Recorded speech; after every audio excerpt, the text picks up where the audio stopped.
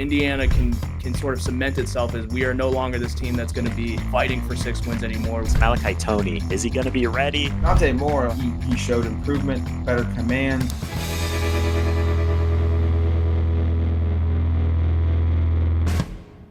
What's going on, y'all? Bud Elliott here. This is Summer School, where we talk all things college football, get you up to speed on all the top college football teams in the country. And today, that's my man Cory Smith of Pack Power. We're going to talk NC State. Cory, how you been, man? Doing well, sir. Just in the meat of college basketball season, the end of starting the portal here, but I know this will probably be pushed out a little bit later. So, but yeah, that's kind of balancing it all right now. But it's been a lot of fun. Absolutely. All right. So NC State last year, solid year, 8-5, 4-4 in the ACC. Maybe not quite what some fans wanted, but certainly not an awful season by any stretch. How would you kind of characterize the general mood around the program now? Yeah, I think there was some frustration by the middle of the season where you kind of felt like, CJ Bailey coming back, you had some pieces that you felt really good about. The offense underperformed a little bit at times, but it was really the defense that was the biggest source of frustration. They were able to turn around as most of these teams do at the end of the season, but that was kind of the frustration for NC State fans was like, this felt like a team that had the capability of getting to, more, but by the time you finish the season 7-5 overall, you get to a bowl game, they win a bowl game pretty comfortably. Again, like you said, it's not a bad season by any stretch, but the hope was that they would be able to hit some bigger marks, especially with a lot of those offensive pieces back last season. Justin Jolie, Hollywood Smothers, both guys that are gone from this upcoming season, but they just weren't able to put it all together on the defensive side of the football. For sure. Let's talk coaching changes real quick here before we get to personnel. So DJ Elliott is now on defense. He was an external hire with Tony Gibson, who left for he's the Marshall head coach, I think now. Yes. And then Kurt Roper, he was already on the staff, right? Yes. Like independent of personnel changes, like how do you see them changing schematically? Yeah, both of those guys were here last year, actually. So this is the second year for both of them. But for Elliott, yeah, no, you're good. You're good. It's but there still will be some changes this upcoming year, just based off of the personnel they brought in. But yeah, with Kurt Roper, really on the offensive side of the football, it's about having that continuity. It's about having CJ Bailey back. And as far as this, the schematics, there's some changes for the running backs that you have. There's some changes for the wide receiver system, but I think they're going to be reliant a little bit more on using Duke Scott as a bruiser this upcoming year, and then as far as the wide receivers and things along those lines, trying to put together a lot of different guys that kind of missed the mark at previous stops, and now it's about, all right, can those guys fill those gaps and become that type of person here? I don't know that you're going to see as much reliance on the tight end position this year, just based off of getting Vander Plug over. We don't know exactly what he's going to bring to the table. On the defensive side of the football, one of the things that DJ Elliott talked a lot about when we got to speak with him was how much different it is this year, because you have a lot of guys in their second year that understand the verbiage, understand the terminology here. They're going to try to get after the quarterback a lot more this season than they did last year. That was one of the thought processes, like, all right, the defense might not be great last year, but they're going to get after the quarterback. And they didn't really do either one of those things. So now they brought in some pieces, Harvey Dyson that comes over at the edge position. They brought over Cory Nelson that comes over from Penn State, which didn't really get the job done at Penn State and didn't get many opportunities there. But you bring him in, and the thought process is like, all right, throw him in there. He's going to be somebody that's hungry and ready to attack. And then you got Popo Aguirre that comes over from Miami. So like taking all those guys into the equation along with some returning talent, the thought process is like, all right, we're just going to have a much better defense under DJ Elliott in year two. And you hope that, schematically it looks a little bit more like what he wants, which is, again, getting after the quarterback off the edge, having that kind of stand-up defensive lineman on the edge, and having that kind of team. They weren't really able to do that in short order last year. It'll be interesting to see their comfort level, with it as more time in the system, has happened. Obviously, I'm curious to see kind of how that goes for them. Yeah. And again, you're trying to put together all those things that you wanted to have last season. You just weren't able to do it quite as quickly. So, exactly. So let's hit a break here real quick. When we come back, we'll dive into the offense. And then after that, we'll do defense. When you need your sports news all the time, we've got breaking news to bring to you. CBS Sports HQ hits every highlight from all the sports that matter to you. We're bringing you that breaking news right here on HQ. CBS Sports HQ, streaming free 24/7. All right, we're back here on the Cover 3 Summer School Series talking NC State. So CJ Bailey threw for more than 3,000 yards last year, had a really strong season. Like, if he takes the next step, where would that step take him? Yeah, it feels like, there's been a lot of buzz this offseason about him potentially being, considered a first round or even maybe a day 2 selection as a quarterback. But a lot of that has got to be him actually putting on, some more muscle, him being a more durable quarterback. He showed that a lot last season where he did actually run the football a little bit more. It might not have shown up necessarily in the stats as prevalently, but they used him in smarter ways. It wasn't so much as kind of just using him all the time, but he was more of a scrambling quarterback and somebody that held the football, didn't hold the football a ton as far as in the pocket, but was able to make things happen with his legs early on in the season. It's about translating those things to the ACC, but really the thing that you love about what he was able to do last season was being, again, upping the accuracy, being more confident in what he was doing. And now they put the weapons around him that he's more familiar with. I mean, I'm sure we'll talk about JoJo Trader here in just a little bit. And we'll talk about, Davion Goss and some of the other guys from Florida that he played with in the past. But it's going to be about him getting more comfortable in this system and being a guy that has complete control of it. And I think you saw that get away from him a little bit last year where, some of the bigger games, he had multiple interceptions. I think back to, some of those games where it's like, all right, these are the games you have to step up in. You think back to Duke, you think back to Notre Dame, and obviously the game against Miami. Those games got away from him. So he's got to show more consistency in those bigger moments too. So you mentioned we talked about the receivers. We're going to talk about them right now because the receiver room loses 70% of its targets, which is, that's some big names gone, man. Like some guys who really played exceptionally well for them. Rogers, Grimes, Jolie. Was it Jolie or Jolly? Jolie. When he was healthy, I thought it was Jolie. When he was healthy, I thought he was, pretty nice. How do they go about I guess in theory, there's some chance they could be better there, but I guess the way I would ask this is how do they go about mitigating the downside, right? Like how good can they be? Who needs to step up for them not to have, a drop off there in what could be a pretty special year for Bailey? Yeah, the biggest loss being Terrell Anderson, who goes over to USC actually this offseason. So him and Noah Rogers both going to, we actually just talked to we just talked to Shotgun from USC football, our USC site. So top line. Exactly. And he's like, I'm sure they're hearing a lot about Terrell Anderson because he was one of the bigger gets for them this offseason. But also one other factor here too, and I don't know how much people are aware of this, but Teddy Hoffman, the guy that they expected to be somebody that steps in. Rare case of getting popped for PEDs in the offseason, and he'll actually miss the full season. So he'll be out. So that's literally your top 5 leaders and receivers last season. And actually, it's even 6 if you go down to Hollywood Smothers, all gone from last season for NC State. So it's going to be a lot about, I mentioned it earlier, having to find guys that can fill in those roles. Davion Dozier's one that we've heard a lot about. This offseason comes over from App State, big body wide receiver, kind of a big play down the field receiver. Chance Robinson, more than likely backing him up at the X receiver role. A guy that was will be a redshirt freshman, went to Miami originally. Again, another one that has a great relationship with CJ Bailey from playing with him at the AAU level previously. AAU level, the 7-on-7 level. I'm still going back. Basketball on your mind, Cory? Yes, exactly. But yeah, the one guy returning that people will need to know about is Keenan Jackson. We've heard a lot about him stepping up as a receiver. He's been known more as a blocking receiver for NC State in the past, but should step up this season. And the JoJo Trader, we mentioned beforehand, Victor Snow. JoJo Trader obviously coming over from Miami. He's one of those ones that it's like, all right, I need another opportunity.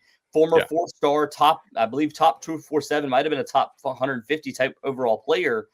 Coming out of Shaman Amadana, that a lot of people were like, hey, maybe the CJ Bailey guy is not very good overall because he's got such elite receivers. JoJo Trader, obviously Jeremiah Smith that's up at Ohio State. So it's like, hey, maybe he's not that good.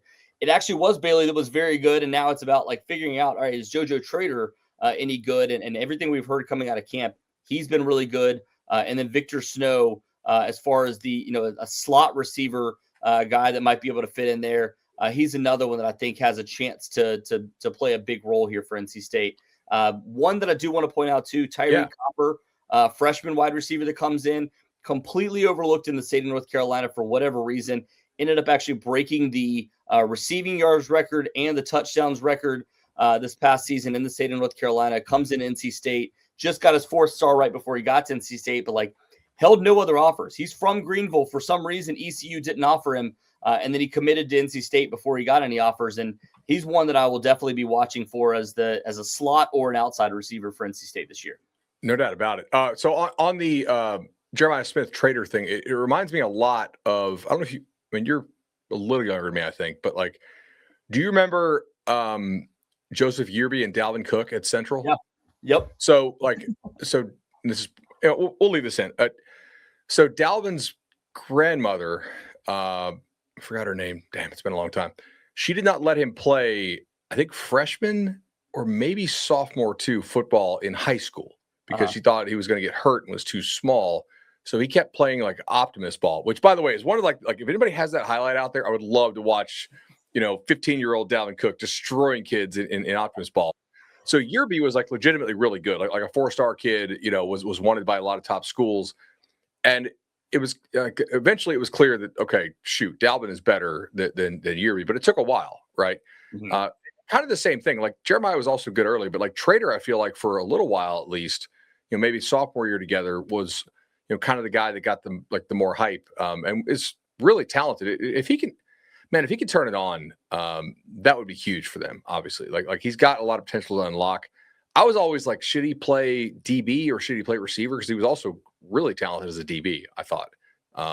But yeah, man, like he's a next level type guy if he actually like focuses and puts it all together. It's the one thing that he's missing, obviously, not elite size and doesn't have those kind of intangibles, but a guy that if you put the ball in his hands, he has breakaway speed and he can be one of those types of players for NC State. It's just, again, about getting that fit.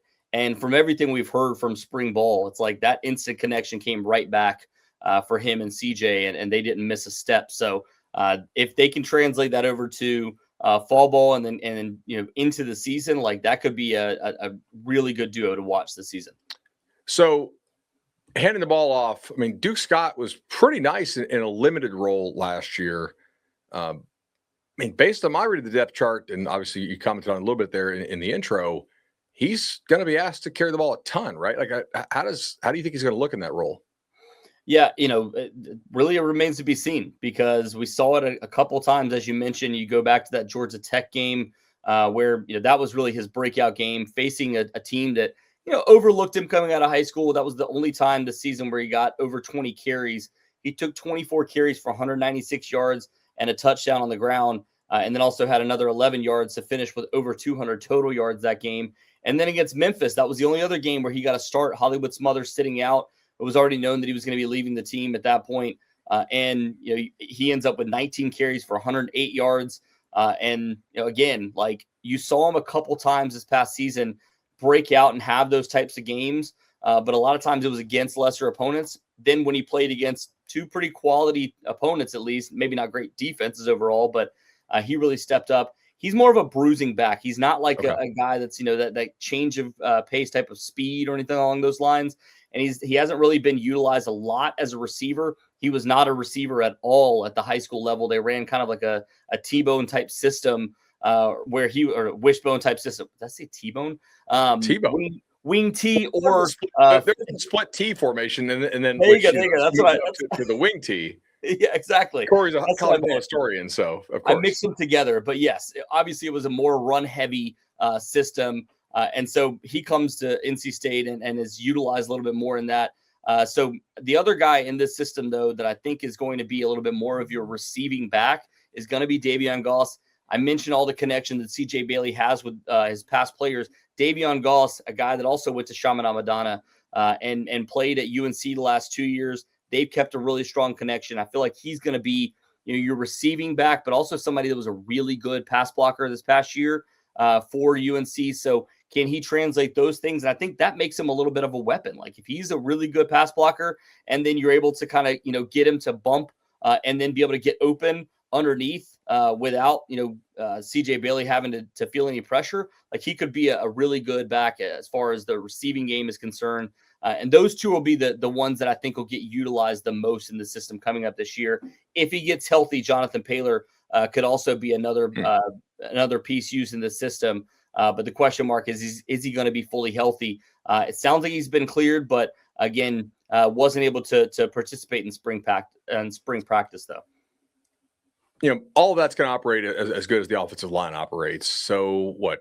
Anderson's back, right, for his 5th year. Then you get Souls, pretty good numbers, at least on my page. Yeah. I mean, this could be a pretty good offensive line, right? Am I misreading this? No, I definitely think so too. And I mean, one that, by the way, you mentioned Anderson, Teague Anderson, a guy that came over from Utah State last year, filled in at the right tackle role. The thought process was going into this, like, all right, you retain him, that he's going to probably slide over to left tackle, and you feel good about that. But the way that Jamarian McCrimmon has played in the spring, coming over from ECU, is, to me, I think is going to make him probably the starting left tackle for NC State going into the season. Brody Smith is another one to watch at that left tackle role. And then Jalen Hampton that comes over from UT Martin, a guy that's, I think he was like 6'8" as a tackle. So he'll be another one to watch in that system. But as far as the middle of the offensive line, Spike Souls, the thought process was he would slide over to the center position this season. But, everything we've heard so far is that he'll be kind of utilized either as a guard or a center. Don't know exactly what that's going to look like. Daniel Cruz that comes over from Texas, I think has a chance to push for that center spot.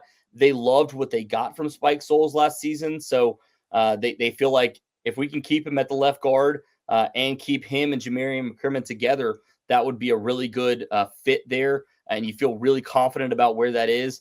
Yusuf Mugerville filled in that role at right guard last season, but wasn't great. But probably going to be a guy that's utilized in a secondary role with Rico Jackson, who's played some tackle, played some guard in this system. I think he'll probably step in. But the main ones to know, Spike Souls was really good last season for NC State, whether he's at the center or the guard position.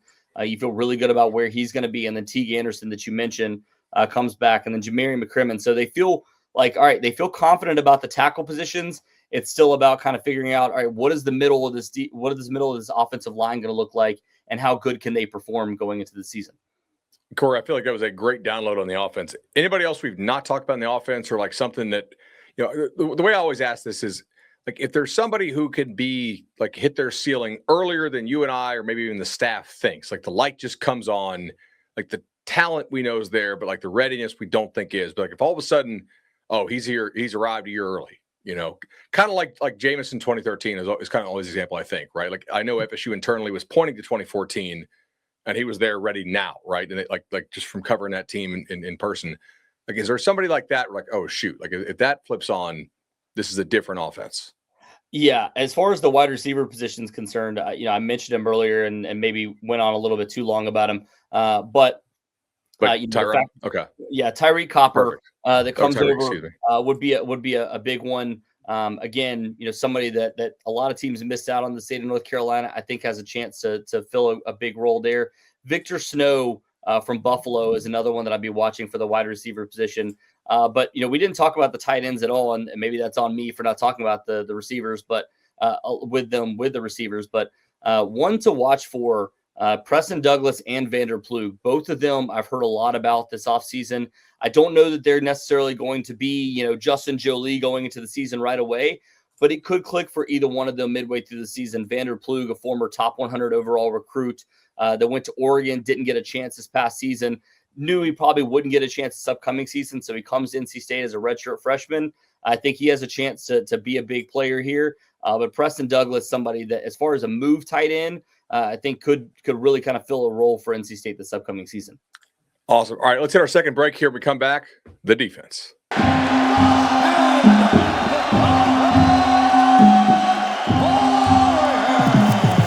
Game Bread is in the building. Chris Weidman. Dean Thomas. Oh boy, this one is going to be crazy. And we're back here on Summer School. That's Cory Smith. Let's talk NC State, man. All right, so the defense. We already went over how DJ Elliott is going to change his stuff up. My biggest questions here, to be honest, are at linebacker, right? They lost a ton at linebacker. Obviously, what Tony ran is a little different. Maybe a little bit less reliance on the backer position, but you still got to have them. And they lost a bunch. How are they looking there? Yeah, I mean, I mentioned him earlier in the intro, but Dakari Nelson is one that I've heard a lot about this offseason. Coming over from Penn State. Again, another, we keep talking about it, but like former top 100 overall player, former, elite recruit coming out of high school, but didn't really get his opportunities. I've heard that he's played really well. Obviously, it's going to be tough to replace the production that you got last season. Caden Fordham was really good for NC State last season, and obviously a couple others in the system. But Popo Aguirre was somebody that has talked about. I loved watching Peyton Wilson. That's the type of mentality I like to play with. He wants to bring that to NC State. They had AJ Richardson come back from last season, who dealt with a lot of injuries last season, but he was a little bit of an undersized linebacker. But Popo Aguirre is somebody that comes over a lot of comfortability in being a starter, being one of those guys. But that was just a really late transfer portal splash for NC State that they felt like kind of fits that role. And then if you want to put the jack in that linebacker room, or, they utilize them obviously more as an edge off the, as a stand-up kind of defensive end type. But Harvey Dyson, that comes over from Tulsa, or comes over from Tulane, a team that was elite defensively last year, ended up making it to the college football playoff, obviously lost in the first round, but Harvey Dyson was really good for that team, and somebody that I think coming over to NC State was, looked at as one of the top guys that they wanted on their board. They end up getting him, and he kind of fills that Kean Sloan role that they had last season, and I think he's somebody that fits in really nicely there. So on the defensive line, they lose Cleveland to the league, right? But I mean, Victor had pretty good numbers when he played. They took a couple transfers. You kind of talked about how they're going to play it a little bit differently, but like how good do you think they'll be there, and who are kind of the key cogs for them now? Yeah, the one guy that you do have coming back from last season that didn't get a ton of time on the field, but when he did was extremely impressive. Chase Bond, a guy that, again, was somewhat overlooked in the recruiting class a few years ago because of some other guys that they had. Most of those have now moved on and already left and gone to other places, but he stuck around, played really well last season. And then Joseph Adidere that comes over from Texas Tech last season. I think at the defensive end role, they both have a chance to fill those spots. Catrone Evans that comes over from comes over from Marshall this past season, and then Josiah Victor. Those two I think have a chance to carve out a really strong role this upcoming season. Josiah Victor was one that a lot of people were super high on. He actually played, a little bit in the rotation with Brandon Cleveland last season when he was on the field, made an impact. Like, again, the numbers in a modified 3-3-5, and they were using again the stand-up edge last season in somewhat of a 3-4. The numbers for defensive end or defensive tackle aren't going to look great, but he was really good in the middle of that defense as far as a run stopper was concerned. Josiah Victor was. So then you bring over a Catrone Evans that has some, has played a lot of football. He's a graduate defensive tackle coming over to NC State. Like, if they're able to utilize both those guys in that role, you feel good about the middle of the defense. The one area where I'm a little concerned is the other defensive tackle spot. Isaiah Shirley, somebody that they expect to step up in that role, but hasn't really proven it in the past outside of a pick six that he had against Wake Forest. Which was, getting that thick six like that should have kind of propelled him into another role. But, between him and AJ Prim, a guy that comes over from, that transferred in last season, they do feel like those guys can step up in that role. Isaiah Shirley, this is kind of like a put up or shut up type of year for him. And I think if he steps into that role, then you feel really good about the defensive line. But if those guys aren't able to perform, then there's a little bit of concern on the left side of that. Gotcha. Secondary wise, they bring in what? They bring in King Mack, Evans from Georgia, Ty White from Carolina. Ooh, that's a cross rivalry transfer right there. I feel like safety, they should be pretty damn good. So is the question corner more? Yeah, the question, well, it's funny because like I thought the same thing going in, and everybody's raved about Brian Nelson II that comes over from North Texas last year. Didn't get as much of a chance because they really liked what they had at other spots, and he was dealing with some injuries early on in the season. But Brian Nelson II, it sounds like he's made a big leap this offseason at corner. And then Andre Evans, a guy that's just dealt with a ton of injuries. So they can keep him healthy. He comes over from Georgia, one that NC State loved coming out of high school. Brian Mitchell was actually his recruiter and now is his position coach. So they loved what they saw out of him. If he can step up and actually take on that role this season and remain healthy, they love what they have at cornerback. It's just they're going to have to find some depth. Ty White that you mentioned, Caden Gordon that could step up as a sophomore. But really outside of that, it's like, what do you have at those roles? So as much as they like the top end of those two positions, they can't deal with injuries at those two spots. Nickel, Jackson Vick comes back from last season. Isaiah Crowell, another one to watch there.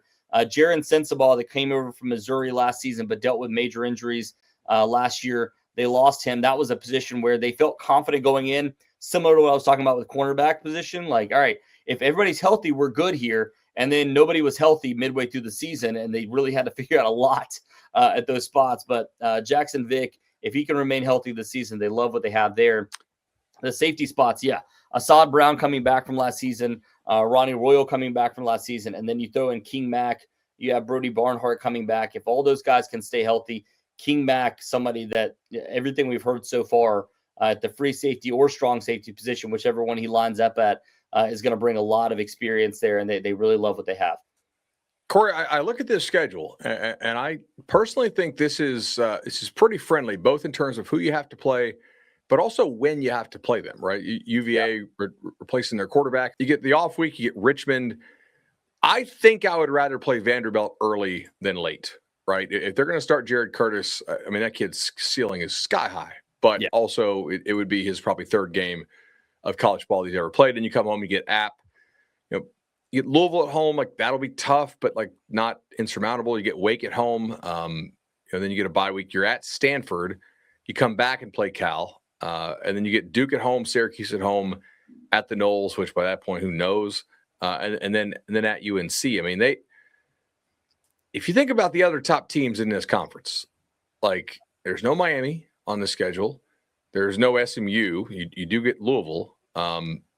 They get a lot of the teams that are projected to be the worst in this league, or at least kind of like a lot of the bottom 2/3 teams.